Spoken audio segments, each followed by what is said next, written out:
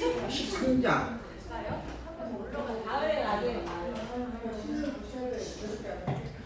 그러면 아니요? 거예요. 알았어요. 없어요. 하고 싶은 사람들만 하고 있으면은 또 자리 잡아서 올 겁니다. 너무 오랜만에 뵈가지고 하고 싶은 이야기들이 많으셔서 그래요. 분명 언제 날짜 한번 잡아갖고 1박 2일로 터지도록 한번 좀 해봐야 돼. 자, 우리가 이 앞 시간에 지금 13장 본문을 보다가 좀 간단히 그냥 넘어갔던 것 같아요. 13장 24절 본문 한번 제가 이렇게 드리겠습니다. 그 오시는 앞에 요한이 먼저 회개의 세례를 이스라엘 모든 백성에게 전파하니라. 요한이 그 달려갈 길을 마칠 때에 말하되 너희가 나를 누구로 생각하느냐. 나는 그리스도가 아니라 내 뒤에 오시는 이가 있으니 나는 그 발에 힘이 풀리도 감당치 못하리라 하였으니 형제들 아브라함의 후예와 너희 중 하나님을 경외하는 사람들아 이 구원의 말씀을 우리에게 보내셨거늘 예루살렘에 사는 자들과 저희 관원들이 예수와 및 안식일마다 외우는 바 선지자들의 말을 알지 못하므로 예수를 정죄하여 선지자들의 말을 응하게 하였도다 라고 하는 말씀 본문이 기록되어 있습니다. 지금 현재 이 내용이 뭐냐 하면 지금 이제 바울이 지금 예수님이 그리스도라고 하는 것에 대한 증거를 해주고 있는 그런 말씀의 내용입니다. 그 내용을 이제 세례 요한을 근거로 삼아서 이야기합니다. 세례 요한이라고 하는 인물이 있었다. 이 세례 요한이라고 하는 인물은 물로 세례를 베푸면서 회개할 것과 천국에 가까웠다라고 하는 것을 선포했었다라고 하는 거죠. 그로 말미암아 그 당시에 어마어마한 사람들이 몰려들었어요. 어제 첫 번째 집회 뉴스를 아침에 얼핏 봤어요. 참 어제 밤에 못 봤는데 오늘 아침에 준비를 하면서 보다 보니까 첫 번째 집회 뉴스가 나오더라고요. 나는 그래서 사람들 참 많이 모였다 그랬는데 보니까 찬성파 반대파들이 함께 모였다 하는 얘기가 있어요. 근데 이 세례 요한 당시에도 많은 유대인들이 세례 요한에게 나와서 물로 세례를 받으면서 동참했던 그런 일들이 있었습니다. 그래서 이제 많은 사람들이 세례 요한을 선지자 중에 하나 또는 엘리야라고까지 여기고 또는 그리스도가 아니냐라고까지 그렇게 의구심을 가졌던 부분들이 있었다라고 하는 것이죠. 그에 대해서 이제 세례 요한이 이야기를 하는 겁니다. 혹여 너희들이 나에 대해서 어떻게 생각하느냐, 나에 대해서 혹시 내가 그리스도가 아닌가라고 생각하는 부분들이 혹시 있느냐라고 하는 거죠. 그러나 나는 그리스도가 결단코 아니다. 그리스도에 비하면 나는 그분의 힘들매도 감당할 수 없는 종으로서도 감당하기 어려운 존재다라고 이야기를 하는 거죠. 그러면서 오직 예수가 그리스도임을 증거를 해주고 있는 그러한 내용의 말씀입니다. 근데 그런 그리스도로 오신 예수님을 안식일마다 그 구약의 성경을 외우고 있는 선지자의 말들을 제대로 깨달아 알지 못하였던 백성들이 결국 죽였다라고 이야기를 합니다. 죽일 죄를 하나도 찾지 못하였었는데 그래서 빌라도가 놔주겠다라고 했는데도 불구하고 백성들이 대제사장들의 선동에 의해서 결국은 속은 거죠.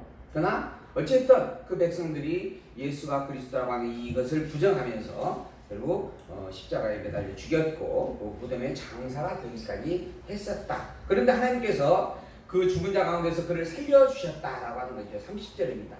하나님이 죽은 자 가운데서 저를 살리신지라 갈릴리로부터 예루살렘에 함께 올라간 사람들에게 여러 날 보이셨으니 저희가 이게 이 백성 앞에 그의 증인이라. 예수님께서 살아났다라고 하는 거, 하나님께서 예수님을 살리셨고 그리고 그 살아났다라고 하는 것에 대한 증거가 그냥 하나의 말로서만 있는 게 아니고 실제 그것을 본 사람들이 존재하고 있다라고 하는 거죠. 여기에 수많은 사람들이 증인으로 함께하고 있다라고 하는 겁니다. 우리도 조상들에게 주신 약속을 너희에게 전파하노니 곧 하나님이 예수를 일으키사 우리 자녀들에게 이 약속을 이루게 하셨다 함이라. 시편 2째 편에 기록된 바와 같이 너는 내 아들이라 오늘 너를 낳았다라고 말씀한 내용이 있어요. 그러한 것처럼 하나님께서 당신의 아들을 이 땅에 보내셨다라고 하는 것이고 또 하나님께서 죽은 자 가운데서를 일으켜서 다시 썩음을 당치 않게 하실 것을 가르쳐 가라사대 내가 다윗의 거룩하고 미쁘는 살 너희에게 주리라 하셨다라고 하는 겁니다. 다윗을 통하여 하나님께서 미쁘신 은사를 주겠다라고 하는 이 말 속에는 예수님을 무덤에서 살려주겠다라고 하는 예언이 담겨져 있는 내용이었다. 그러므로 또 다른 편에 일렀으되 주의 거룩한 자로 썩음을 당치 않게 하시리라 말씀도 하셨다라고 하는 겁니다. 결국은 예수님을 다시 살린다라고 시편을 통하여서 분명하게 노래하고 있었다라고 하는 거죠. 시편의 기자는 다윗입니다. 다윗은 자기의 수많은 아픔과 고통을 경험하면서 하나님을 향하여 기도하고 노래했습니다. 그러니까 실제 다윗의 노래에 대한 내용을 보게 되어지면 주여 어찌하여 나를 버리시나이까, 또는 이 곤고함 속에서 언제까지 나를 내버려 두시렵니까. 사실 다윗이 왕이 될 생각이 없었습니다. 처음부터 왕의 어떤 소망도 없었고 그저 그냥 7형제인가요? 그 형제 가운데 막둥이였습니다. 그래서 장성한 형제들을 전쟁터에 착취에 대해서 갖고 본인이 남아가지고 목동으로서 양을 치고 있었다라고 하는 겁니다. 근데 아버지 심부름을 받고 형들이 잘 있는가 살아있는가 무슨 일은 없었는가 하고 확인하기 위해서 심부름을 간 거예요. 갔더니 이 골리앗이라고 하는 이 장군이 계속해서 하나님의 군대를 모독을 하고 있었어요. 그 모독에 차마 화가 나서 참을 수가 없었어요. 그래서 당신이 나서 가지고 골리앗과 싸우게 되는 겁니다. 주변에서 모든 사람들이 말렸습니다. 그 골리앗은 너하고 상대가 될 수 없다. 너는 너무 어리고 너무 비천한 존재다. 근데 다윗이 나갑니다. 그는 칼과 창으로 나올지라도 나는 하나님의 이름으로 나간다. 그리고 내가 믿는 하나님은 살아계신 참신이시다. 나를 봄에서 사자의 발톱에서 건져냈던 것처럼 저 정말 잔인무도한 하나님을 전혀 알지 못하고 하나님을 망령되이 일컫는 저 골리앗에게서도 나를 건져내 주실 것이다 라고 하면서 나가는 겁니다. 그리고 실제로 승리하게 되어졌죠. 그로 말미암아 사울의 사위가 되어졌고, 그리고 이제 백성들이 칭송을 받게 되어졌고, 그리고 이제 왕의 어떤 후보의 군락에 올라가게 되어지는 겁니다. 근데 이것을 누가 제일 안타까워해요? 안 이뻐해요? 그러한 다윗을 누가 제일 안 이뻐했어요? 사울 왕이 안 이뻐합니다. 야, 제가 자칫 잘못하면 내 자리를 넘보겠구나. 내 자리가 쟤한테 가겠구나. 그래가지고 결국은 자기가 이렇게 악신에 들려가지고 고통을 당하고 있는 그것을 위로하기 위해서 악기를 타고 있는 다윗에게 사울이 창을 빼들어 던집니다. 그리고 멀리 도망가 있는데 그걸 죽이당장 쫓아가서 잡아 죽이려고 애를 씁니다. 그러한 시련과 아픔의 승리를 이제 우리가 그 구조적 분석을 해보면 크게 나오는 건 3차례나 있었다, 이렇게 이제 그 기간을 나눠서 이야기하거든요. 결국은 다윗이 그 군대 가서 골리앗을 죽이고 난 이후부터 사울이 죽고 난 다음에 그 뒤에 왕이 되어지기까지 그 기간 동안 얼마나 많은 아픔과 고통 속에서 살았는지 우리가 헤아려 볼 수 있는 부분들이죠. 그때마다 기도의 내용으로 불렀던 노래들입니다. 그러니까 그 노래가 사실은 다윗 자기 자신에 대한 탄식의 노래예요. 근데 그 노래 속에는 무엇이 담겨 있었는가? 다윗의 단순한 신앙 고백이 아니라 장차 그리스도를 보낼 것에 대한 약속이 담겨 있는 내용들이었다라고 하는 거예요. 이게 구약 성경을 해석하는 원리입니다. 구약 성경이라고 하는 것이 실제 그 당시에 그 기자에 의하여서 기자의 삶을 녹아내고 있는 표현들입니다. 근데 단순히 기자의 기록한 기자의 삶에 녹아져 있는 내용이라고 한다면 그거는 문학이라고 이야기할 수밖에 없는 거예요. 문학서. 하나의 자서전 같은 이야기가 되어질 수밖에 없고 하나의 어떤 시집 같은 이야기가 되어질 수밖에 없는 겁니다. 과연 성경이 그런 것인가? 아니다는 거예요. 성경은 뭐다? 성경이 뭐예요? 하나님 계시예요. 그럼 하나님께서 이 기자의 입을 통하여 기자의 삶 속에서 있었던 일들을 노래로 표현하게 하셨는데 무엇을 위해서 그걸 표현하게 하신 건가? 그게 탄식이나 그의 어떤 괴로움이나 위로를 받기 위해서 표현한 게 아니라는 거예요. 당신이 누군지를 알려주기 위해서 그걸 표현하게 하신 거예요. 그러니 그 삶 속에서 실제적 자기 현장이지만 현장에 직접적 적용되는 삶 속에서 담고자 했던 하나님의 뜻은 그 모든 것들을 대속해줄 그리스도였다라고 하는 겁니다.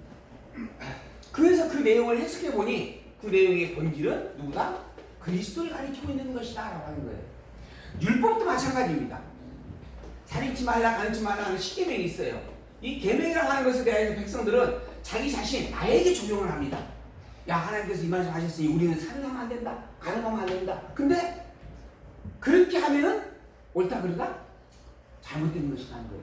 이러한 자기의 삶 속에서 있던 일들에 대한 고백의 표현의 목적이 뭔가? 하나님 계시예요. 그 계시의 근본된 결과는 그리스도를 담고 있는 일이에요. 그러나 율법도 누구를 담고 있는 것이다? 그리스도에 대한 이야기인 거예요.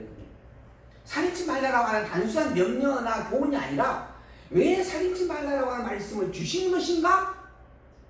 내가 그리스도를 보낼 수밖에 보내겠다라고 하는 약속을 담아서 주신 것이다. 이런 이야기가 되는 거예요. 그리스도가 뭐예요? 살인죄를 지은 살인자의 죄를 도말해 주겠다라는 거예요. 이게 살인치 말라라고 하는 거예요. 살인치 말아서 살인자가 되지 말라라고 하는 게 아니고 이미 너는 살인자다라고 하는 거예요. 이미 너는 가늠한 자다. 이미 너는 도둑질한 자다. 그런데 그것을 다 도말해 주겠다. 누구를 통하여? 그리스도를 통하여. 이게 율법이 가지고 있는 말씀의 뜻인 거예요. 근데 그거 가지고 지금도 안식일을 거룩하게 지켜야 됩니다. 주일날 주일 성수를 하지 아니하면 천국 못 갑니다. 11조 꼭 지켜야 됩니다. 이거는 인간이 타치할 수 없는 하나님의 것입니다. 11조만큼은 설령 다른 것은 못 지키더라도 11조만큼은 반드시 지켜야 됩니다. 근데 그 11조가 굉장히 커요. 10이 하나잖아요. 10이 하나가 적은 게 아닙니다. 사업한 사람들 이번에 저 서울 아시는 분 결혼식에서 갔어요. 그래서 어떻게 좀 살만합니까? 하고 제가 한 분에게 물었습니다. 그 집사님한테, 서울 교회 집사님한테. 그랬더니 그분께서 참 힘드네요 그래요. 그래서 뭐가 그렇게 힘드나요? 경기가 너무 안 좋긴 하죠. 내가 그랬더니 세금 때문에 힘드네요 그러더라고요. 세금 때문에. 무슨 말씀이세요? 그랬더니 뭐가 올랐잖아요. 그 뭐라 그랬죠?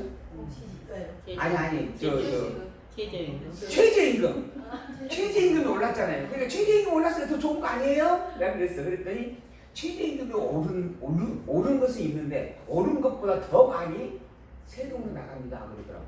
그래요? 내가 순간 못 알아먹었어. 근데 딱 하는 이야기가 어쨌든 오른 만큼의 몇 프로가 빠지잖아요. 거기에다가 의료보험에 보험료가 올라가죠.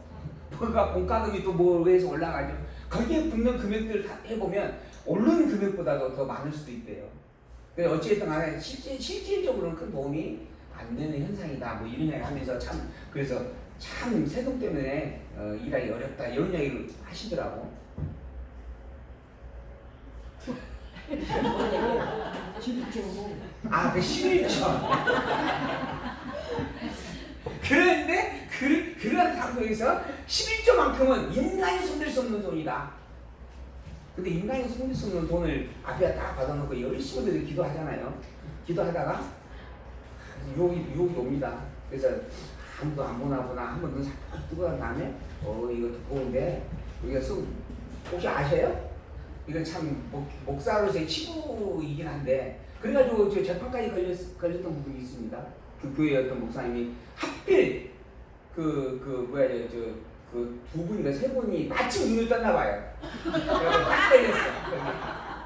이게 인마에 폭격하는 내용이 딱 걸린 거예요. 근데 사실 그런 일들이 적은 게 아닙니다. 굉장히 많아요. 그런 일들이. 그래가지고 딱 걸려서 그분들이 결국 고소하고 그래가지고 결국 목사 징계까지 파하고 이런 일들이 실제로 있었던 일입니다. 어쨌든 참 그런 내용이 아니에요. 성경은 율법이라고 하는 것이 그런 말씀을 준 게 아니라는 거예요. 그게 실제 그 당시에 백성들의 삶을 통하여 적용되어지는 일이지만 본질된 내용은 그렇게 지키라고 하는 것이 아니라 그럴 수 없는 자다. 그러니 내가 그리스도를 보내겠다. 그리스도가 없으면 너희들은 단 하루도 살 수가 없다. 그게 지금 복음이에요. 그리고 그 그리스도가 왔어요. 누구로 왔는가? 예수라고 하는 이름을 가지고 이 땅에 왔어요. 너희 눈에는 예수라고 하는 인물밖에, 외형적 인물밖에 안 보이지만 그래서 고향에 배척을 하잖아요. 그들의 그 고향에 사는 사람들은 자기들이 너무 잘 아는 인물이거든요. 어떻게 저런 인간이 목수의 아들인 제가 하나님의 아들일 수 있느냐. 그래서 배척을 하는 거예요. 그러니까 안다라고 하는 것 때문에 오히려 걸림돌이 되는 경우들이 참 많습니다. 저도 이제 책방을 하잖아요. 주문이 들어왔어요. 책을 찾으러 갑니다. 근데 그 책에 대해서 내가 언젠가 한 번쯤 찾아본 기억이 있으면 머리에 잔상으로 남아요. 아, 이런 책이 이 것이야. 그러면서 막 찾아보면은 진짜 그런 책이면 훨씬 찾기가 쉽습니다. 이미 알고 대충 이미지를 알고 찾으니까. 근데 내가 이미 그걸 잘못 착각을 하고 있는 상태에서 그럴 것이다 하고 찾으면 절대 바로 앞에 두고 안 보여요. 왜? 이미 선입견이 있으니까. 그 책에 대한 선입견을 가지고 있으니까. 그러다가 모든 걸 포기하고 아니야, 처음부터 아예 차분히 처음 찾는 생각하고 찾아보자. 그러면 아까 갔던 자리에 딱 꽂혀 있습니다. 그런 경우들이 한두 번이 아니에요. 그래서 선지식이라고 하는 게 잘못되어 있으면 이렇게 위험하다 하는 생각을 참 많이 해봅니다. 어쨌든 그 그리스도, 그분이 바로 예수님이었어요. 근데 이 예수님을 너희들이 죄도 없는데 불구하고 십자가에 못 박여 죽었다라고 하는 겁니다. 근데 이러한 일들에 대하여서 이미 다윗을 통하여 하나님은 다 말씀을 해주었다. 그리고 난 다음에 그 다윗에 대한 이야기를 해주는데요. 36절입니다. 13장 36절. 이 다윗은 당시에 하나님의 뜻을 쫓아 섬기다가 잠들어 그 조상들과 함께 묻혀서 썩음을 당하여서 이미 그것을 노래했던 다윗은 죽어버렸다. 그죠? 다윗은 사람이니까 죽잖아요. 그럼 그 노래만 그대로 문학적으로 남았는가? 그러면 남겨진 그것이 지금 현재 보존되고 있는 것인가? 그게 아니라는 거예요. 그 사람 입을 통하여서 그 사람을 통하여서 기록된 내용이지만 이 말씀은 그 사람이 적용된 것이 아니다. 하나님 당신의 영성을 가지고 당신이 보낸 그리스도에게 적용된 내용이다. 그래서 사람은 죽었죠. 그걸 말한 사람은 죽었지만 그 말씀은 지금까지 보존되고 있는 것이다. 이런 의미로 설명을 해줍니다. 곧 하나님이 예수를 일으키사 우리 자녀들에게 이 약속을 이루셨다 함이라. 아니죠. 그 밑에 36절. 하나님이 하나님의 뜻을 쫓아 섬기다가 잠들어 그 조상에게 함께 붙여서 썩음을 당하였으되 하나님의 살리신 이는 썩음을 당하지 아니하였나니 그러므로 형제들아 너희가 알 것은 이 사람을 힘입어 죄사함을 너희에게 전하는 이것이다. 다윗이 자기 자신에게 지금 이 노래를 적용을 했다고 한다면 다윗은 썩어질 사람이 아니다. 이미 다윗은 죽어가고 썩어져 버렸지 않느냐. 그러니 이 노래는 다윗을 향한 노래가 아니다. 이 노래는 정말 썩지 아니할 자를 향한 노래다. 근데 그 썩지 아니할 자가 누군가? 그리스도다. 그러니 이 다윗의 노래는 다윗의 입을 빌려서 예수가 이 그리스도로 보내신 예수님에 대하여서 선포하신 하나님의 말씀이었다. 이런 비유로 지금 설명을 해가고 있는 것입니다. 그러니 형제들 또 모세의 율법으로 너희가 의롭다 하심을 얻지 못하던 그 모든 일에도 이 사람을 힘입어 믿는 자마다 의롭다 하심을 얻는다. 모세의 율법으로 의롭다면 얻을 수 없다. 오히려 인간들은. 근데 그리스도를 통해서 의롭다함을 얻게 되어진다. 그러니 이 모세의 율법이 갖고 있는 본질은 나로 하여금 의인이 되라 하는 게 아니라 나를 의인 되게 하실 그리스도가 이 땅에 올 것이다 라고 하는 약속의 말씀이었다 하는 겁니다. 그런즉 너희는 선지자들로 말씀하시는 것이 너희에게 미칠까 삼가하라. 일러스되 보라 멸시하는 사람들아 너희는 놀라고 망하라. 내가 너희 때를 당하여 한 일을 행할 것이나 한 사람이 너희에게 이를지라도 도무지 믿지 못할 일이라. 너희 때를 당하여 한 일을 행할 것이니 사람이 너희에게 이를지라도 도무지 믿지 못할 일이라 하였느니라. 그러니까 그리스도를 보내겠다라고 하는 것이에요. 근데 이게 너무 놀랍고 엄청난 일이라 믿지 못할 자들이 많다라고 하는 겁니다. 그런데 그런 믿지 못하는 무리에 너희가 있지 않기를 바란다. 너희들은 많은 사람, 아니 모든 사람이 다 안 믿는 자리에 있을지라도 너희는 믿는 자가 되기를 바란다 라고 하면서 조언을 해주고 있는 것. 그러한 말씀이 너희에게 미칠까 삼가하라, 즉 조심하라 라고 하는 거죠. 그게 누군가? 예수님이에요. 그러니까 예수님을 그리스도가 아니라고 배척하고 버리지 말고 그 예수가 그리스도를 너희들은 알고 확증하는 그러한 신앙의 삶을 간직하기를 소망한다. 32절. 저희가 나갈 새 사람들이 청하되 다음 안식에도 이 말씀을 좀 해달라고 요청을 합니다. 정말 너무 신선한 이야기였어요. 자기들은 예수가 그리스도라고 하는 이 말 때문에 예수를 죽였는데 오히려 그 예수님이 진짜 그리스도였다라고 이야기를 해주고 그 근거를 구약 성경을 가지고 확인해 주는 거예요. 다윗이 이 노래했는데 이거 다윗의 노래가 아니다. 다윗이 자신의 탄식으로 한 노래가 아니다. 그게 바로 다 그리스도가 예언의 말씀이었다. 그 예언의 말씀대로 그리스도가 죽었다가 살아났다. 이것만큼 확증된 일이 뭐가 더 필요하겠느냐. 예수는 그리스도가 너무 분명하고 틀림없다. 그러자 사람들이 이거 한 번 듣고는 우리가 다 받아들일 수 없으니까 다음 주에 또 와서 해달라. 그래서 우리가 지금 수요일을 하는 거예요. 수요일도 좀 모여서 해달라 그러셔가지고. 그리고 난 퇴위한 후에 유대인과 유대교에 입교한 경건한 사람들이 많이 바울과 바나바를 쫓으니 두 사도가 더불어 말하고 항상 하나님의 은혜 가운데 있으라 하나이다.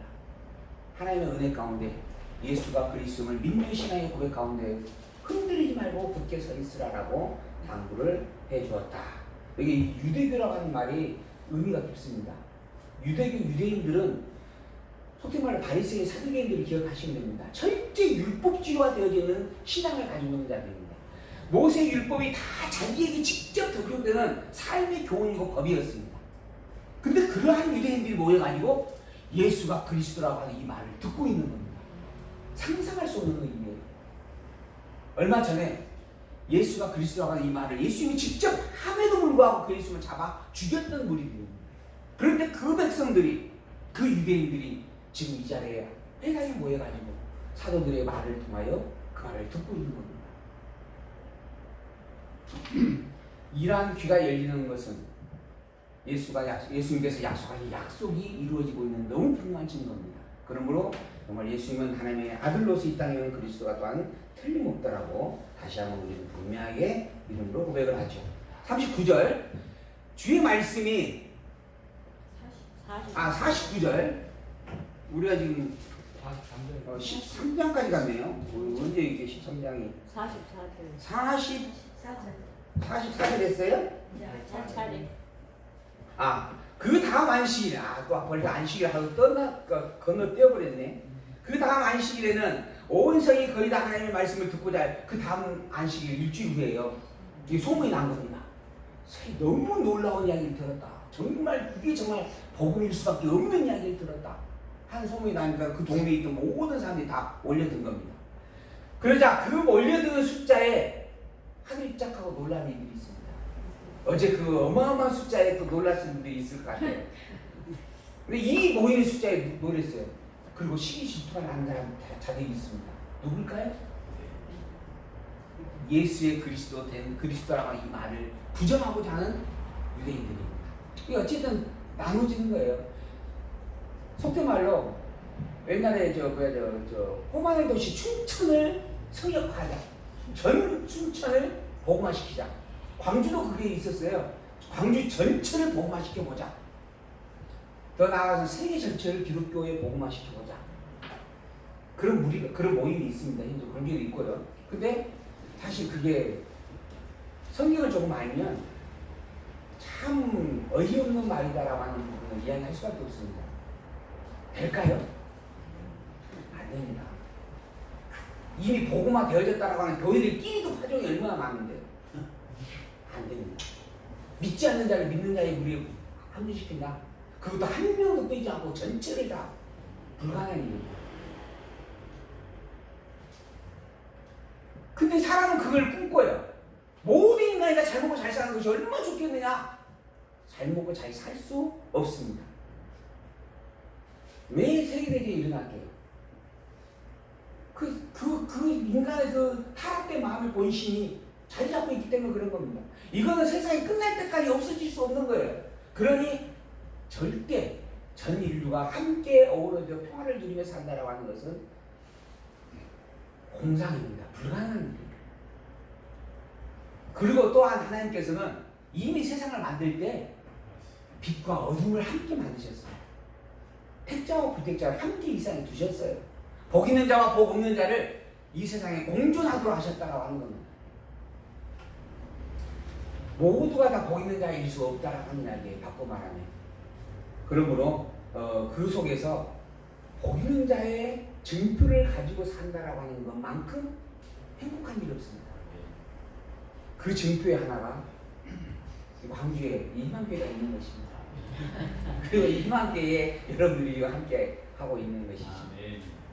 저는 그래서 너무 여러분들이 볼 때마다 참 감동, 감사의 마음이 이렇게 밑에서부터 참 이렇게 끌어오르는 부분들을 나는 느껴봅니다.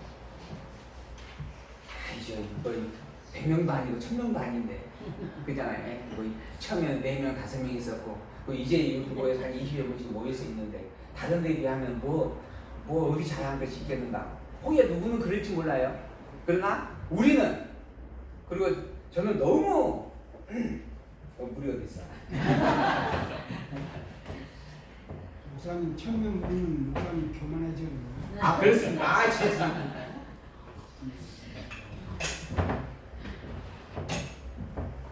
자, 다윗이 왜 그렇게 많은 시를 쓰신지 아시죠? 다윗이 왜 그렇게 많은 시를 썼을까요? 그만큼 많은 아픔과 고난 속에서의 삶을 살아봤기 때문일 겁니다. 어쨌든 우리는 참으로 보기는 참으로 행복한 사람이다라고 하는 거 꼭 기억하고 그걸로 긍지와 자부심을 가지고 살기에 함께 하시기를 간절히 소망을 또 드려봅니다. 49절 주의 말씀이 그 지방에 두루 퍼졌어요. 이에 유대인들이 강건하여 경건한 귀 여기까지 좀 갈 것이 아닌데 그래서 유대인들이 그 무리를 보고서 시기가 가득하였다. 또 여기 때문에 별로 읽고 싶지 않은 병원이 같습니다. 그래서 바울의 말한 것을 변박하고 비방을 하거늘 바울과 바나바가 담대히 말하여 가로되 하나님의 말씀을 마땅히 먼저 너희에게 전할 것이로되 너희가 버리고 영생 얻음에 합당치 않는 자로 자처하기로 스스로 하나님을 버렸다라는 거예요. 자처했다. 그래서 우리가 이방인에게도 향하게 되어졌다. 주겠으니까 우리를 명하시되 내가 너를 이방의 빛을 삼아 너로 땅끝까지 구원하게 하리라 하셨느니라. 이미 하나님께서 이렇게 예수께서 약속을 하셨어요. 사도 바울에게 나타나가지고. 근데 그 일이 그렇게 해서 시작된 일이 아니었다는 겁니다. 이 일의 배경에는 너희들이 하나님의 말씀을 버렸기 때문에 작용된 일이다. 이것이 또 바탕에 있었다라고 하는 것을 설명을 해주는 거예요. 그러니까 나는 이방의 사도로 부름받았기 때문에 나는 이방인에 가는 것이야. 이렇게 해서 단순하게 이루어진 이방인의 복음이 증거되는 게 아니었다. 하나님께서 당신께서 선지하신 예수를 보내셨어요. 보내기 전에는 유대인의 선민이었죠. 선민 국가를 주관하셨습니다. 그리고 난 다음에 이제 이 유대인들에게서 배척을 당하여서 이방인에게 이제 이 복음이 증거가 되어졌다. 그리고 난 다음에 다시 예수님께서 이 이방인의 때가 완성이 되어지면, 때가 차게 되어지면 유대인의 민족적 회복을 이루어 주겠다. 그리고 난 다음에 재림하신다. 재림하시고 이제 재림하시고 천년왕국을 이루시고 그다음에 마지막 백보자 심판을 하시고 그리고 천국에서 영원한 영생과 영멸의 삶을 주관하여 살게 하신다. 이게 지금 역사의 흐름입니다. 우리가 이후에 우리 이후에 있을 일들에 대한 역사 섭리의 예언된 말씀들에 대한 정리입니다. 유대인들에게 복음을 주셨어요. 유대인들은 놀라운 정말 특권을 가진 백성들입니다.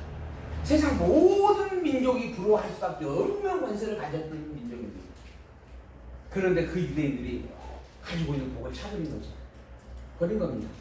근데 이 버린 그 일이 이방인에게 복음이 이제 가는 계기가 된 거죠. 거기에 한 사람을 세웁니다. 한 사람 여기서 세워야죠. 여기서 세웁니다. 그게 바로 누구냐? 이방의 사도인 바울입니다. 이제 바울을 하나님께 세워가지고 너로부터 이제 이방의 복음을 증하겠다라고 하는 말씀이지만 그 말씀의 뿌리는 이미 창세 전부터 이미 계획해 오신 것이고 그 계획에 따라서 이미 예정하신 모든 말씀들을 이루어가는 과정 속에서 때를 따라 사도 바울을 있게 하셨다라고 하는 거예요. 그리고 그 바울이 이방인에 가는 겁니다. 근데 너는 처음부터 이방인에 부름받아 보낸 자 아니냐라고 이야기를 하는 거예요. 유대인들이. 그래서 너는 우리와 상관없는 자다? 그러자 하는 이야기입니다. 아니다. 내가 이방인에 간 이유는 나를 이방인 사도로 불러서 가는 것이지만 본질적으로는 너희가 말씀을 버렸기 때문에 되어지는 일들이었다. 그리고 이 일의 시초도 그 근본의 원인도 너희들에게 있는 것이다 라는 의미를 하면서 책망을 하는 거죠. 그러니까 하나님의 말씀을 잃어버린 것에 대한 지적의 섭리를 해가고 있는 겁니다. 그러면서 이제 이방인들에게 복음이 증거되어지게 하는 섭리가 있다. 더불어 47절 주께서 이같이 우리를 명하사 내가 너를 이방의 빛을 삼아 너로 땅끝까지 고나게 하리라 하셨느니라 하니 이방인들이 듣고 기뻐하여 하나님의 말씀을 찬송하며 영생을 주시기로 작정된 자는 주 예수를 믿으라. 그러면 너와 내 집이 구원을 얻으리라. 그 다음에 또 누구든지 그 있죠. 뭐라고 돼 있어요? 하나님의 세상을 이처럼 사랑하사. 그러고 보면 제 머리가 아직 나쁜 건 아니네요. 하나님의 세상을 이처럼 사랑하사 독생자를 주셨으니 이는 저를 믿는 자마다 멸망치 않고 영생을 얻게 하려 하십니다. 거기에 누구든지가 있는데. 어쨌든 거기에 그 누구든지 있으니까는 믿기만 하면 모두가 다 당신도 다 구원받을 수 있다. 그러니 제발 믿기만 해라 라고 이야기를 하죠. 근데 여기에 보면 한 가지 또 조건이 달려 있습니다. 어떤 거? 작정된 자예요. 믿기로 작정된 자. 영생을 주시기로 작정된 자. 작정이라고 하는 말은 어디에서 쓰여지는 말이에요? 창세 전에 쓰여지는 말이에요. 작정과 예정입니다. 우리가 만들어지기 이전에 있었던 일이에요. 그리고 난 다음에 우리가 나와요. 이게 내가 여기서 태어나고 내가 잘하면 구원받고 내가 잘못하면 멸망받는다? 아니라는 거예요. 이미 내가 있기로 전부터 정해져 있었다라는 거예요. 근데 이 작정과 예정이라고 하는 말을 하면 그러면 나는 열심히 할 필요가 없네? 이미 다 되어져 있는데 아니 나는 그냥 대충 아무리 막 살아도 재축고 살아도 나는 무조건 축복하게 되어져 있네. 그렇게 가는 겁니다. 그렇죠? 내가 죄 짓기로 정해져 있다라고 하는 부분은 정해져 있습니다. 그리고 죄 지은 결과가 멸망이라고 한다면 그것도 이미 정해져 있다라고 한다면 멸망될 수밖에 없죠. 근데 내가 죄인이다라고 하는 거, 죄 짓게 되어져 있다라는 것 더불어 이것을 깨달아야 위로 올라가요. 그러니까 그 깨달음이 동반이 돼야 돼요. 이 깨달음이 동반이 되고 회개가 동반돼야 되는데 이게 동반 안 되면서 아니야 나는 정해져 있어. 죄 지어도 나는 반드시 천국 가게 정해져 있어. 이건 말이 안 되는 거예요. 하나님께서 이 작정해 놓으신 작정의 섭리는 죄 짓게끔 해놓겠다. 그러고 말미암아 죄인인 것을 깨달아 알게 하겠다. 그러고 말미암아 스스로 죄인임을 고백하게 하겠다. 그러므로 하나님께서 영생의 복이 얼마나 큰 은혜인가라는 것을 알게 해주겠다. 그 은혜를 알게 하겠다는 거예요. 내가 천국을 주겠다라고 하는 게 아니고 천국에 내가 살게 되어진다라고 하는 이 사실이 얼마나 큰 은혜인지를 알게 해주겠다는 거예요. 근데 우리는 천국에 살면 된다 이렇게만 생각하는 거예요. 천국에 살면서 은혜를 모르고 있다면 그건 천국에 사는